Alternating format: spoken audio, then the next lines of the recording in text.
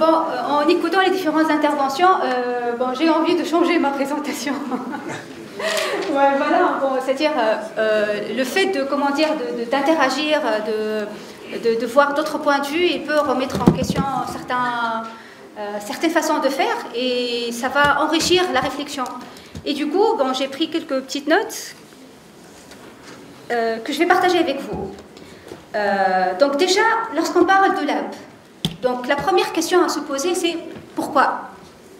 C'est-à-dire, on a vu ensemble tout à l'heure le cas de Africa FinLab, où il y a déjà un écosystème qui égorge d'idées. D'accord? Il n'y a pas des idées qui manquent. Mais ce qui manque, c'est le financement. Et c'est l'accompagnement pour concrétiser. D'accord? Donc c'est pourquoi le modèle qui était évoqué par Karim, c'est une solution, c'est la solution. D'accord? Donc avec notre ami Jean-Michel, donc c'était plutôt un constat du fait qu'il y a énormément d'informations et de données. Et la réflexion est dit que si Facebook il peut en profiter pour prévenir ou bien pour anticiper nos comportements et les vendre aux gens, comment dire, qui peuvent en tirer profit pour manipuler, quoi. Donc pourquoi nous on ne le fait pas, quoi? Et on le fait pour les entreprises qui seraient intéressées de connaître le comportement de ses clients pour mieux se positionner, mieux proposer des solutions qui sont les plus intéressantes pour eux, d'accord? Donc, dans ma petite expérience, bon, elle n'est pas petite, j'ai 20 ans d'expérience, mais j'ai eu deux autres configurations. Donc, la première, c'était dans le cadre de l'entreprise où je travaillais. Donc, je travaillais dans une multinationale qui s'appelle Syngard. Et je faisais partie, je faisais de la gestion de projet au début, ensuite j'ai fait de la direction de projet. Mais nous étions 300 personnes en Tunisie et en Inde, c'était une population de 5000 ingénieurs. Et du coup, à un certain moment, je suis allée à notre top management, notre gérant, je lui ai dit, en Tunisie bien sûr, je lui ai dit, donc, s'ils ne sont pas d'accord avec n'importe ce qui peut se passer en Tunisie, ils pourraient décider de fermer le centre. Et là, les 300 ingénieurs, ils vont se retrouver à la rue. Et à la place, ils pourraient recruter 1000 ingénieurs en Inde. Et du coup, c'était une question de positionnement, c'est-à-dire comment montrer aux Américains, qui étaient les propriétaires de la boîte, qu'on vaut peut-être 300, mais ils peuvent valoir aussi bien que les 5000 ingénieurs en Inde. Et là, donc, on a monté un laboratoire d'innovation. Donc, ce n'était pas seulement par rapport à une technologie en particulier, d'accord, mais c'était sur comment se positionner, comment essayer d'identifier des idées pour montrer qu'on a de la valeur. Donc, c'est plus la qualité que la quantité. Donc, on a essayé de drainer l'ensemble des personnes qui étaient passionnées, patriotes, qui voulaient vraiment faire du bien pour le pays, mais aussi pour la boîte. Et on a essayé de recenser un nombre d'idées. Et l'idée qu'on a trouvée, c'est de bien se montrer dans le cadre des hackathons. Les hackathons, c'est une compétition qui adresse des problématiques qui peuvent être des problématiques de la boîte ou bien des clients de la boîte. Et elle consistait à mettre dans un endroit fermé, nourrir des ingénieurs, des informaticiens et tout, et leur demander de trouver une solution. Donc on a mis le nécessaire pour faire en sorte qu'on gagne une compétition. Donc c'était ça l'objectif. Et du coup, on a fait en sorte d'essayer d'identifier les bonnes personnes, de trouver les bonnes méthodologies de coaching, identifier les compétences requises et tout. Et là, on a créé une FinTech parce qu'on a identifié un prototype en le montrant, c'était waouh, mais comment vous avez fait pour identifier, pour trouver ça? Et on a gagné le prix. Et là, donc, en voyant ça, mais en fin de compte, nous sommes capables. On peut créer des idées, c'est-à-dire, nous sommes précurseurs. On ne suffit pas à comprendre la technologie, mais on peut même la manier de sorte de créer quelque chose, mais from thin air, qui n'existe pas encore. Et là, donc, j'ai voulu pousser encore la réflexion en essayant d'impacter le business. C'est tout à fait la réflexion de Jean-Michel. On sait faire, on a la technique, on veut aider le business de Syngard. Mais chez Syngard, la boîte où je travaillais, donc s'il n'y a pas un client qui demande, on ne peut pas financer. Et là, donc, puisqu'il y avait une équipe de passionnés qui n'étaient pas rémunérés, on faisait ça mais par passion, donc nous sommes adressés aux universités. Ok, Donc, les universités, ils peuvent comprendre notre frustration. Voilà, on peut se partager cette envie de se montrer Tunisie qui égorge de compétences, qui est capable de, comment dire, de capitaliser sur tout ce qui est open source pour développer une intelligence universelle, etc. Mais en se mettant d'accord avec les universités, il y a certaines boîtes qui ont identifié depuis le début l'importance de rester en contact avec les universités. Parce que l'université, c'est chercheurs, c'est académiciens qui mettent la connaissance fondamentale, d'accord? Et il y a aussi les étudiants qui étaient passionnés, dynamiques, intelligents, frais, up-to-date. Il y a toutes ces compétences-là. Et là, donc, j'ai rencontré Bajet, c'est-à-dire le managing director de Talent Tunisie. Donc il m'a dit, voilà, bon, en m'écoutant parler, etc., il m'a dit, mais maintenant, qu'est-ce que tu vas faire? Donc, j'étais dans tous mes états, je voulais faire une start-up, mais je n'avais pas de financement. Donc, il m'a dit, regarde, nous, chez Talent, donc, dans toute société qui se respecte, on ne se suffit pas à notre succès actuel, c'est-à-dire on doit se préparer toujours pour la suite. Et là, il me dit que dans le marché, de l'accompagnement, dans la transformation digitale dans lequel Talent opère, donc ça devient assez compétitif. Il y a beaucoup d'acteurs qui font la même chose.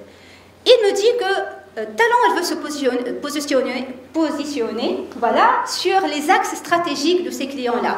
Donc il m'a parlé voilà, d'une entité qu'il veut mettre en place, qui va essayer d'être en veille stratégique et technologique afin de pouvoir proposer à nos clients, aux clients de Talent, ce qui pourrait les aider à créer une nouvelle offre, créer un nouveau business model, réduire leurs coûts, mais énormément, repenser leur business carrément pour garantir leur pérennité.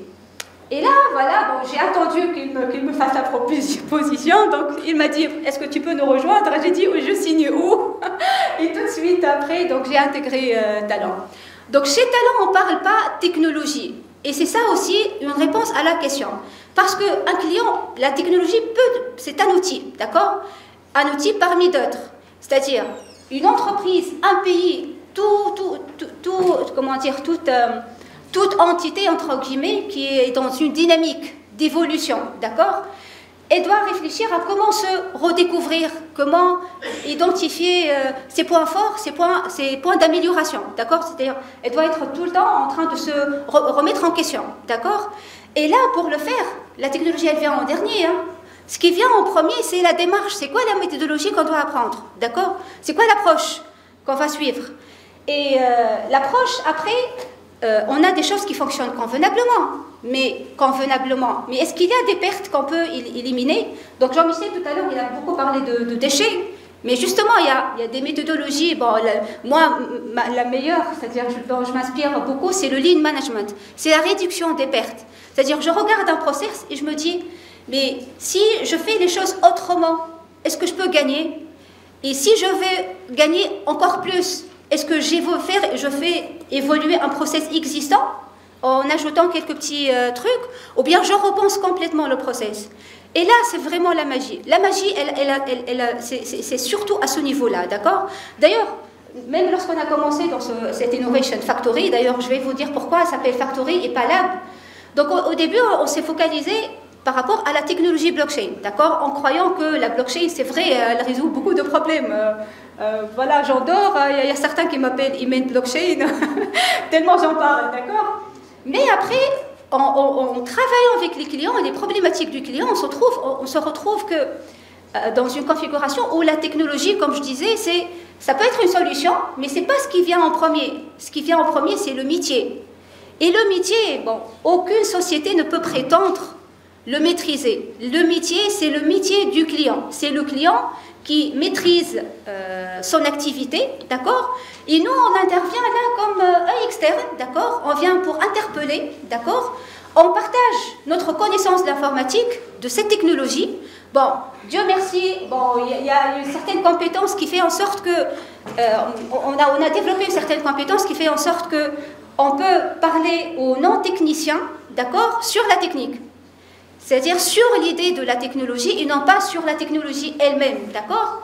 Et là, les gens du métier, lorsqu'ils comprennent la technologie, c'est eux qui vont ressortir avec des idées qui sont vraiment des disruptives, qui sont vraiment des solutions à des problèmes concrets. D'accord? Donc, pourquoi on parle de factory? Parce que dans lab, tout est permis, c'est-à-dire il n'y a pas de contraintes. C'est la science pour la science. D'accord? Mais concrètement, il y a toujours des budgets limités, il y a toujours des délais, il y a toujours des choses invraisemblables qui ne se font pas dans la pratique. Et là, donc, on s'est dit, si on va rester dans cet environnement qui est un peu utopique, on ne va jamais concrétiser quelque chose, d'accord? Donc, c'est pourquoi on a pensé qu'il fallait factoriser, c'est-à-dire industrialiser la réflexion. C'est-à-dire, après des réflexions qu'on a faites comme étant en lab, on a essayé de sortir une sorte de roadmap, un parcours qui va créer une démarche. Si elle est suivie, généralement, on atteint l'objectif. Donc, je dis généralement pourquoi?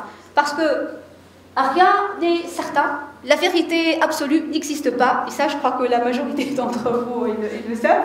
Pour l'autre minorité, eh bien ça n'existe pas. Il faudrait que quelqu'un vous le dise une fois. Et du coup, donc c'est un process qui il est mis à l'épreuve à chaque fois, à chaque client, à chaque mission. C'est-à-dire on remet en question toute cette réflexion et on adapte et on fait évoluer, d'accord?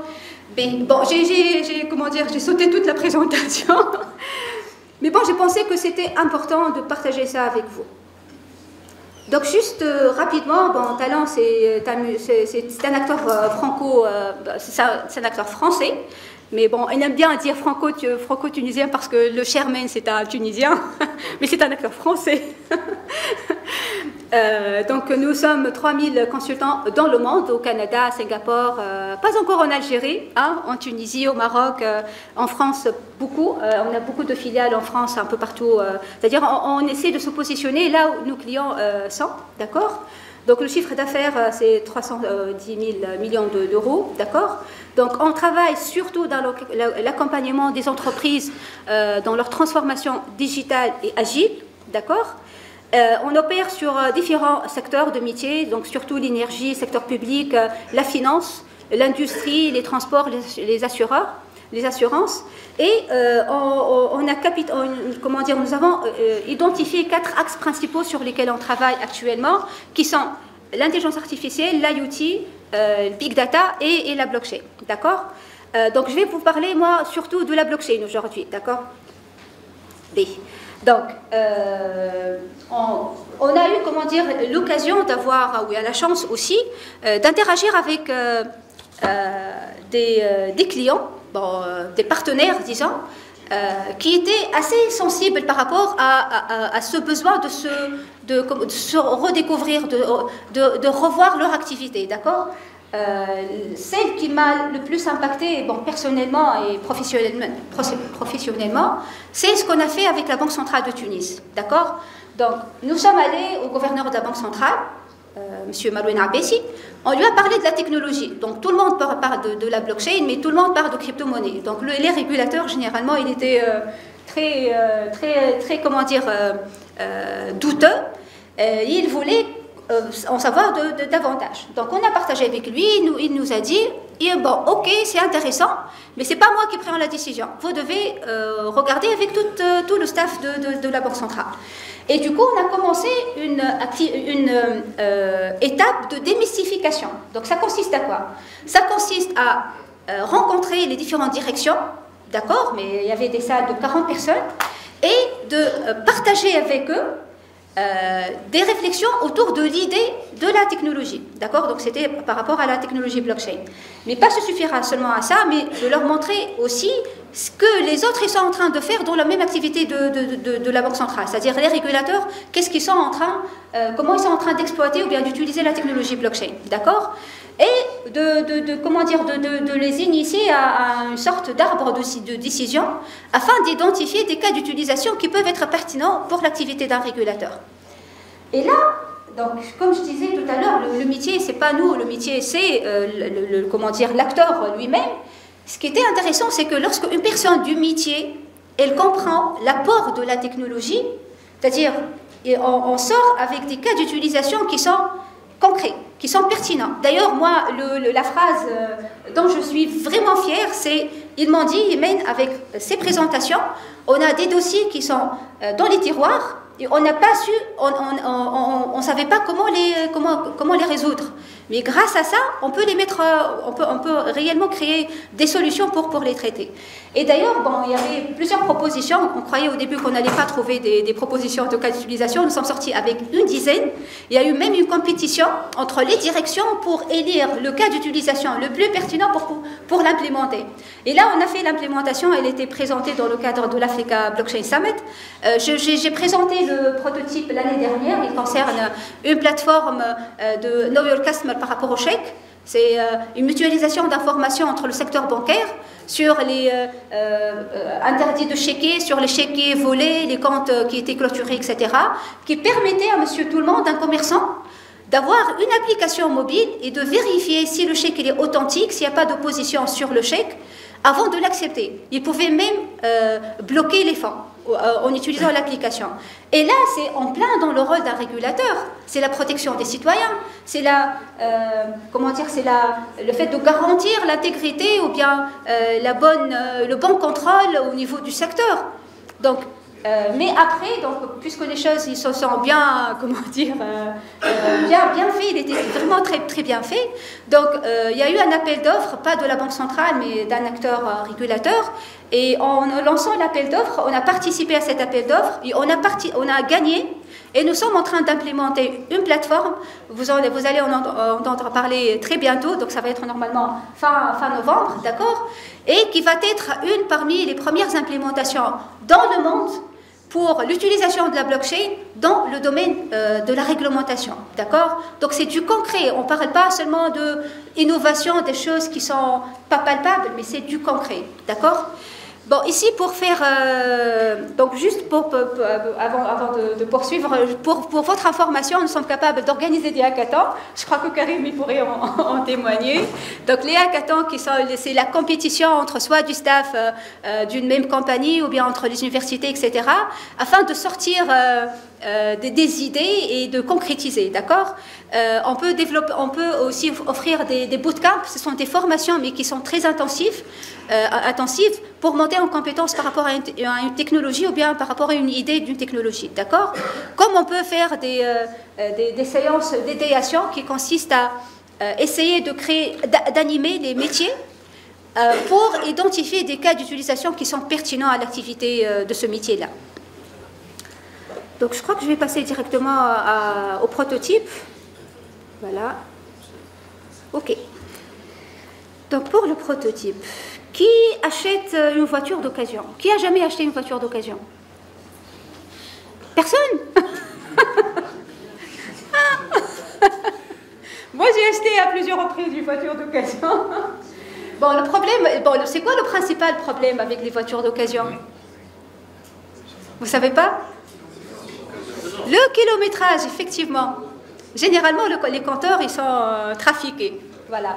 Bon, juste pour commencer, au début, lorsque je parlais, c'est-à-dire, c'était ce prototype qu'on a développé, avec lequel on a gagné lorsque je travaillais chez Synguard. Mais lorsque je parlais de cette problématique, je croyais que c'était seulement la Tunisie qui était concernée. Hein. Mais en faisant mes recherches, j'ai trouvé des stats qui étaient assez intéressantes. Hein. Donc je passe aux stats, je ne sais pas si je les ai ici. Voilà. Eh bien, figurez-vous qu'une voiture sur deux en Europe, elle a le compteur trafiqué. Une voiture sur trois en Allemagne, les Volkswagen et tout, les compagnies, elle a le compteur automobile trafiqué. En USA, donc c'était les stats de l'année dernière, c'est 450 000 véhicules. Il avait le compteur trafiqué, d'accord? Et ça coûte $1 billion chaque année, d'accord? Donc c'est un problème global, quoi, international. Donc le problème, c'est que lorsqu'on intervient sur le compteur automobile, d'accord? Donc on peut identifier, ou bien on peut se rendre compte que le compteur il est trafiqué, mais on ne peut jamais connaître le vrai kilométrage, d'accord? Donc ça, c'est un aspect. Il y a d'autres aspects. On peut acheter une voiture qui était accidentée, mais à maintes reprises, n'est-ce pas? mais on n'a aucun accès à l'information. C'est-à-dire il faut avoir quelqu'un dans l'assurance, chez l'assureur, chez lequel la voiture était assurée, n'est-ce pas, pour accéder à cette information. On peut aussi acheter une voiture qui n'est pas en situation légale. C'est-à-dire, on l'achète, on est à la carte grise, mais la carte grise, elle peut être trafiquée. On doit avoir quelqu'un qui travaille chez le service des mines pour avoir cette information. D'accord? Et on peut avoir d'autres problèmes également pour le secteur bancaire qui donne un crédit et prend la voiture en garantie, mais il ne peut pas valider l'état de la voiture. C'est-à-dire, il peut donner un crédit qui est, dont le prix est surélevé par rapport à la valeur de la voiture. D'accord. Donc, si on imagine une configuration, il n'est pas très imaginaire hein, d'ailleurs, où la voiture elle peut communiquer toute cette information à la plateforme. D'ailleurs, ça, bon, juste pour vous vulgariser ça, lorsqu'on va faire un diagnostic de la voiture, c'est-à-dire un maintenance ou autre, c'est-à-dire l'opérateur... Contrôle technique. Voilà, un contrôle technique. Donc, l'opérateur, la personne, il vient avec un ordinateur, il le met sur ses genoux, quoi. Il retire un boîtier de la partie pour l'allume-cigare ou voilà, pour les cendres, quoi. Et il met un composant. Comme ça, il fait communiquer l'ordinateur de bord de la voiture avec l'appareil. Donc, du coup, la voiture, elle est en train d'enregistrer toute l'information. Et elle peut communiquer avec un système extérieur, n'est-ce pas? Donc, au lieu de communiquer avec un ordinateur, il peut communiquer avec la blockchain, n'est-ce pas? Et du coup, si on a cette information, elle va rester pour toujours. Elle est immutable. D'accord. Donc maintenant, on a déjà un truc comme ça. Maintenant, si les services des mines, ils connectent leur base de données à cette plateforme blockchain, vous me direz pourquoi il le ferait? Il le fera parce que lui, parmi ses prérogatives, c'est de protéger le citoyen, n'est-ce pas? Parmi ses prérogatives, c'est d'identifier, de pouvoir contrôler que le process de revente de voitures d'occasion, il fonctionne convenablement selon la réglementation établie, n'est-ce pas? Et du coup, il participerait de connecter son système par des API au niveau de la plateforme. Et là, on a tout l'historique qui concerne la voiture au niveau de la plateforme. Maintenant, si on arrive à convaincre aussi que l'assureur, il partage l'information au niveau de la plateforme, la question est qu'est-ce qui ferait que cet assureur accepterait de partager cette information? Bon, la réponse est peut-être aussi simple. Parce que s'il ne va pas partager l'information, donc si quelqu'un vient vers lui pour assurer une voiture chez lui, et lui, il n'a pas accès à l'historique, il peut se faire, voilà, arnaquer. Et du coup, dans cette configuration, c'est comme le KYC pour les banques. Un client qui n'est pas bon, c'est-à-dire il fait des bêtises chez une banque, il clôture son compte parce qu'il n'a pas payé ses crédits, il va chez une autre banque, l'autre banque n'est pas au courant de toutes les bêtises qu'il a fait chez l'autre banque, et du coup, elle va accepter qu'elle lui ouvre son compte. C'est ça, la principale, entre guillemets, vocation de ce qu'on appelle le Know Your Customer. Même chose pour tout ce qui est assurance aussi. Donc, si on accède à tout l'historique des litiges, des accidents qu'on a eu sur la voiture, mais on a encore plus d'idées sur la vraie valeur de la voiture, n'est-ce pas? C'est vrai. Mais on pousse encore davantage. Maintenant, si le secteur bancaire, il se connecte à cette plateforme, qu'est-ce qui pourrait intéresser le secteur bancaire? Deux choses. Bon, d'après ma connaissance, je ne suis pas un banquier, mais je suppose qu'il peut être intéressé par le besoin d'être à l'écoute du marché pour identifier s'il y a des opportunités. Imen est en train d'acheter une voiture, elle a besoin de 40 000 dinars, et là la banque elle va lui dire voilà, je vous donne une offre compétitive, un taux d'intérêt intéressant, vous pouvez payer rembourser sur 20 ans. Alors qu'une autre banque elle dit voilà, mon taux d'intérêt, voilà sur le nombre d'années que vous allez payer. Donc ça devient une sorte de marché d'opportunités où les banques elles pourraient entrer en compétition. Donc ça peut être un argument. Pareil pour les assureurs d'ailleurs. Le deuxième argument serait le fait de prendre en garantie cette voiture. Donc la banque, elle aussi, elle pourrait évaluer si ce montant qui est demandé par une personne qui va acheter la voiture, il est plausible, il est réel, il est logique, quoi. D'accord? Et du coup, ça va aider les banques à mieux évaluer la valeur des garanties qu'ils sont en train de prendre. D'accord? Donc, dans cette configuration, donc, tous ces acteurs s'y sont connectés, le fait d'acheter une voiture d'occasion, il devient safe, il devient assez voilà, sécurisé, voilà, exactement. Donc vous pouvez imaginer, donc, à la place de la voiture, une maison, un truc, comment dire, précieux, tout autre actif, tout autre bien qui peut, comment dire, intéresser ce genre d'acteur au niveau d'une plateforme pareille. Donc si vous pensez que c'est de la science-fiction, je vais vous montrer un prototype. Donc c'est pas la peine de poursuivre les slides, hein, on va passer directement. Voilà. Donc voilà. Donc j'ai une voiture, donc une Mazda. Donc c'est pas vrai. Ah, Maserati. Bon, j'ai pas une Maserati. Bon, vous voyez, je connais même pas. Pareil, Mazda, Maserati, c'est pareil. Voilà, donc je décide de la mettre en vente, d'accord? Donc je me dirige à ce site qui s'appelle Blockwheels. Et, bon, puisque je suis le propriétaire, donc je vais scanner le QR code de la voiture. Donc il y a une Raspberry Pi ici, donc sur la composante IoT. Et je vais changer le statut à voiture mise en vente et je vais mettre le prix. Donc c'est 10 000 dinars seulement pour une Maserati. Voilà. À mon avis, elle a beaucoup de problèmes. Effectivement. C'est pourquoi il faut pouvoir vérifier. Hein. Donc maintenant, quelqu'un d'autre, il regarde ma voiture, elle est mise chez une agence de vente de voitures ou bien dans un lieu. Bon, en Tunisie, on dit marché t'as le krab, donc c'est un souk où on a un souk pour la vente des voitures.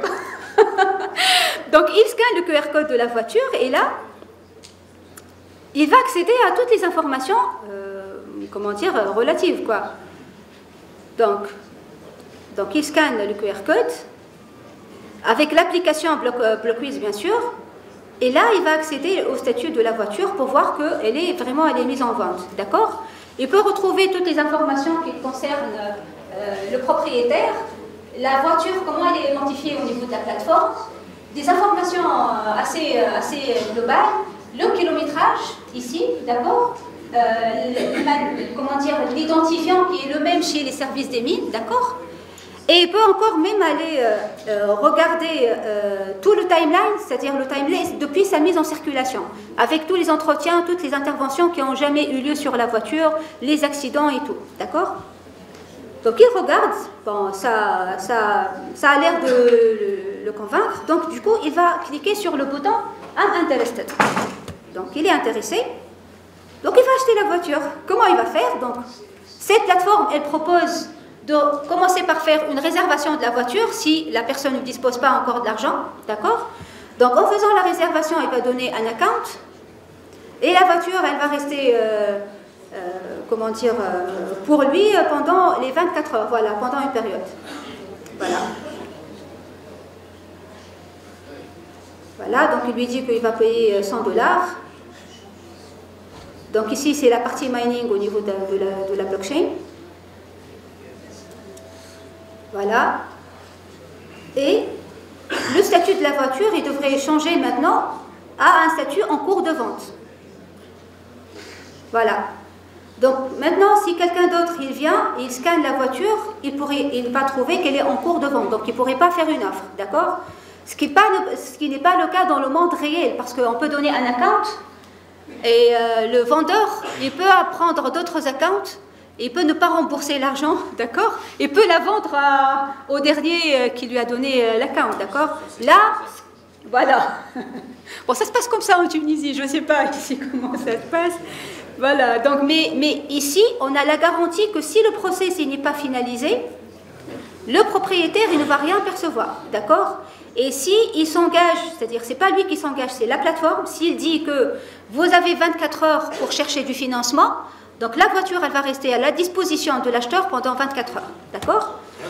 Voilà.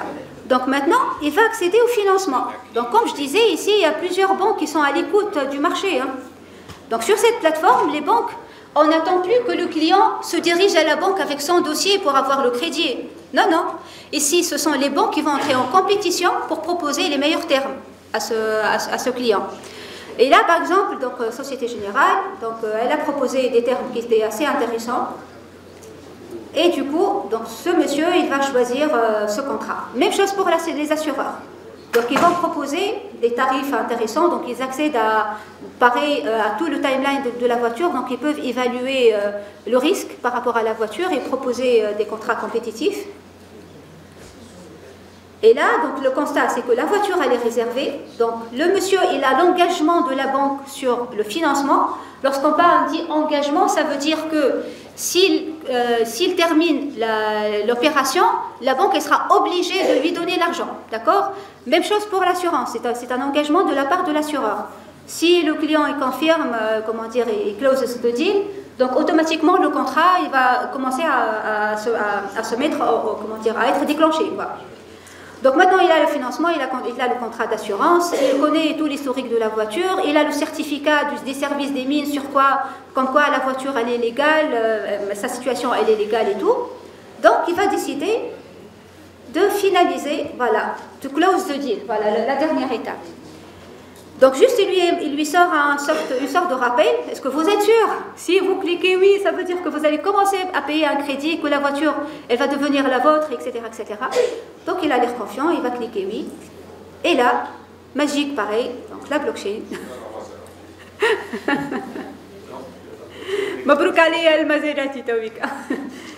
Et là donc le statut de la voiture il va devenir vert parce qu'elle est vendue. Donc si quelqu'un d'autre essaie de faire la même manip, il va trouver que la voiture n'est pas mise en vente, voilà. Le owner public key, il va devenir moi, d'accord, elle fourre. Et au niveau du timeline, donc il va indiquer que cette voiture était vendue à ce public key.